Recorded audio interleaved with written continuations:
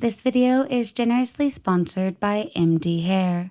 A high-stress job and 2 pregnancies left my once lustrous locks thinning. Previously, I tried various one-size-fits-all products, but those proved to be irritating to my scalp, or more often, were simply ineffective. So when I heard I could reap all the benefits of a dermatologist's custom hair care system without leaving the comfort of my own home, I was intrigued. I'll admit, when I took the scalp analysis quiz and submitted an image of my hair, I was somewhat miffed to find out that I have stage 3 hair loss. But I also felt empowered that I finally had a solution in the mail. My custom kit from MD Hair included customized regrowth serum, regrowth shampoo and conditioner, restore supplements, and marine collagen. The supplements are fast and easy to take and nourish not only my hair, but also my skin and nails. Recommended by dermatologists, MD Hair is the world's first medical-grade hair loss treatment that is customized to the exact cause and type of my hair loss.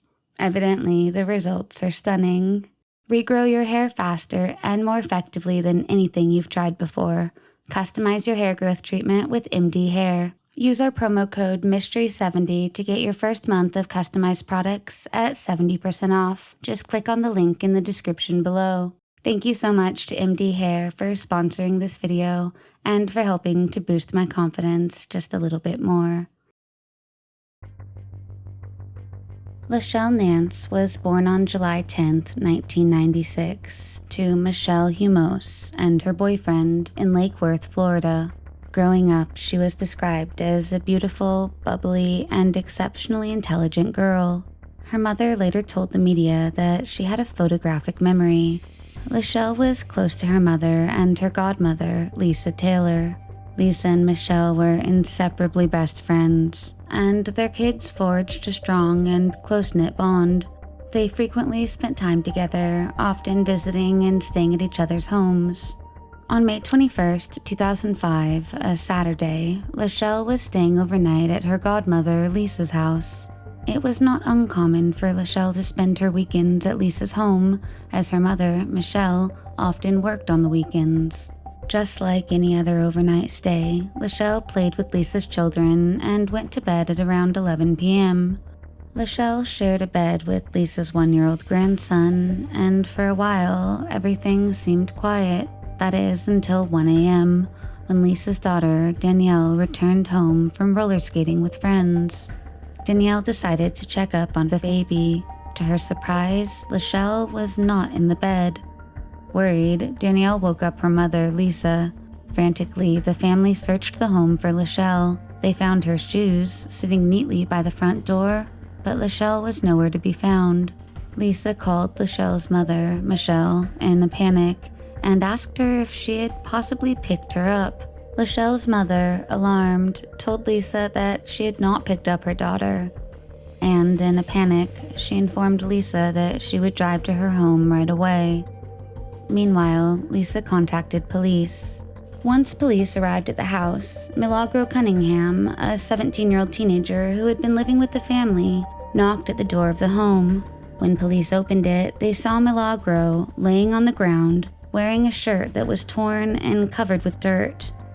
The teenager frantically claimed that he had witnessed a Caucasian man forcibly taking Lachele from her bedroom and speeding away into a station wagon, identical to their own family vehicle. He told police that without hesitation, he sprung into action, chasing the car for 8 blocks. He says that when he finally approached the car, a white man jumped him. He went on to say that 3 other white males joined in on the attack, throwing him to the ground and kicking and punching him. He claimed that they beat him for over 20 minutes before leaving him for dead. Strangely, Milagro did not seem to have any visible injuries. Police would learn that Milagro, while living in Lisa's home, was not her child. He was a teenager from the Bahamas. His mother had been a drug addict, and in 2003, when Milagro was 15 years old, she sent him to live in Florida to live with his aunt, as she said she could not care for him. While staying with his aunt, Milagro was arrested 3 times on various burglary charges.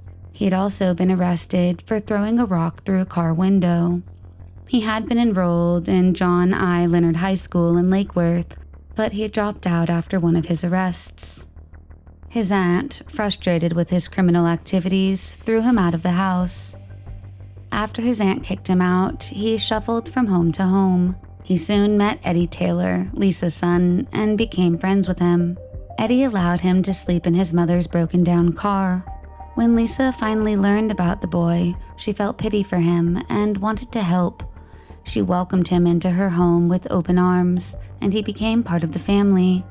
Lisa couldn't get him back in school, nor find him a regular job. Milagro didn't have a green card, nor a birth certificate, because he had entered America on a visitor's visa, coming from the Bahamas and overstaying the short-term limit. As a result, he mostly stayed home, playing games on the TV, conversing with other kids, going out with teenagers from the area, and occasionally helping with household chores. Overall, Lisa reported that he caused no trouble. After Milagro's frantic statement to police, they launched a massive search for the girl. Patrol officers were notified immediately and began to hunt for the reported station wagon. An Amber Alert for Lachele was issued. Helicopters, divers, and bloodhounds were called in to assist volunteers in the search. The neighborhood was crawling with police officers as they searched parks, nearby bodies of water, and cemeteries. Throughout the night and into daybreak, the size of the police manhunt grew. Around 10:30 a.m., the police decided to search a nearby landfill. Sergeant Michael Hall and Bob Cresswell of the sheriff's office were driving alongside a road that provided access to the landfill when they noticed a small pair of underwear laying in the middle of the road. Close to that, they found a pair of shorts. The discovery weighed heavily on the search team, and the implications were dire. They continued searching deeper into the landfill, investigating dumpsters and recycling bins, until they found one recycling bin on wheels. Opening the lid, they found large chunks of concrete stuffed inside the bin, an unusual place for concrete pieces to be discarded. But as they looked closer, they noticed a small hand sticking out from the bottom.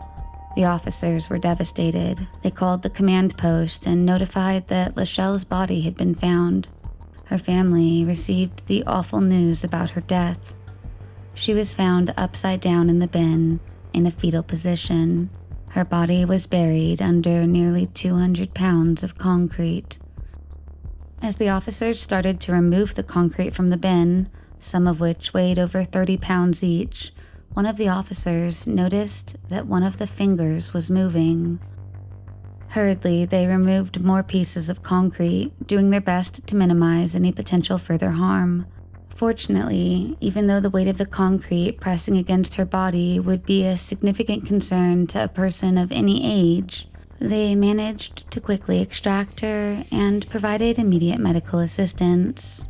As Lachele was rushed to the hospital, she gathered every bit of remaining strength she had in order to whisper the name of the man who had tried to kill her, Milagro. At the hospital, doctors said that if Lachele had arrived only 10 minutes later, she may not have survived, as her internal organs would have failed. Medical personnel marveled at the strength of the small girl, remarking that the sheer weight of the material on top of her showed that her body exhibited an almost superhuman will to survive. Lachele later would tell police that on that night she woke up to somebody touching her. When she opened her eyes, she found Milagro at her bedside. She recalls he convinced her to get out of her bed and to follow him outside. Once outside, he grabbed her and told her if she screamed, he would hurt her. He then took her to the landfill. He slammed her to the ground and began to beat her. She recalls screaming and trying to fight back, but she said she was no match. Heartbreakingly, she recalls that she eventually realized no one could hear her screams, and remembers eventually giving up. She then told police that Milagro had assaulted her, afterwards grabbing her throat and choking her. Lachele recalls struggling, and knowing she was no match for him, she instead made an intelligent decision especially for her age, remarked investigators. Lachele decided to play dead. After going limp, Milagro threw her to the ground and called out to her by her name, but she remained motionless. She remained there with her eyes closed. Milagro, thinking the girl had died, threw her over his shoulder.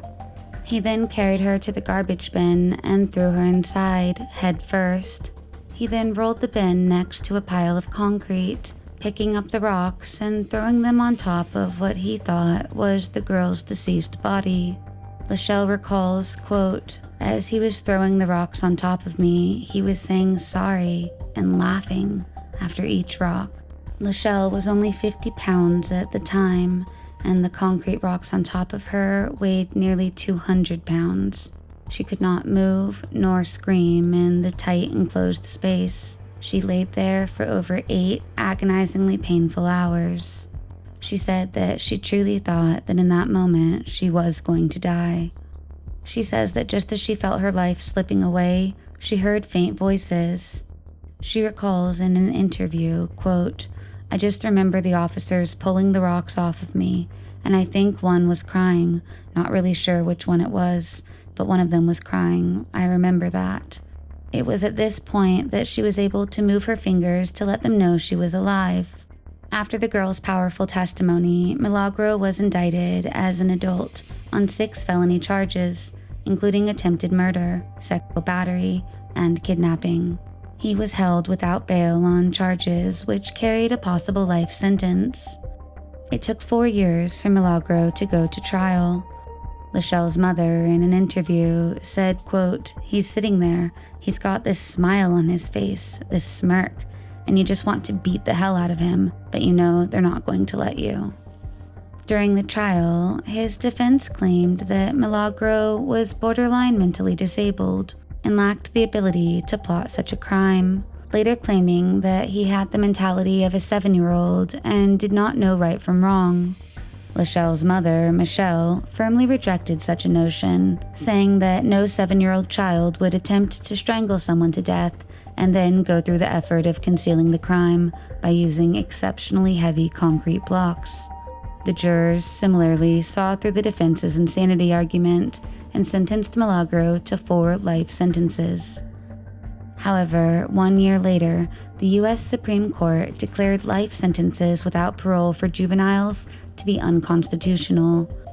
Under the rulings, because Milagro was 17 when he committed the crime, he could not receive either a life term nor what the courts have called a de facto life sentence. Milagro's public defender asked the judge to reduce the sentence even further, citing his serious heart and kidney problems. The judge, however, disagreed, and in hopes of keeping Milagro locked up for as long as possible, sentenced him to 50 years in prison. Milagro was later diagnosed with end-stage kidney disease. He receives dialysis 3 times a week and has a pacemaker. A doctor estimated that he is likely to die within 15 years. His sentence will be reviewed after 11. Lachele was nicknamed the Miracle Girl due to her unwavering strength and courage. She went on to start a nonprofit organization called Many Girls Like Us, where she helps other young victims of assault.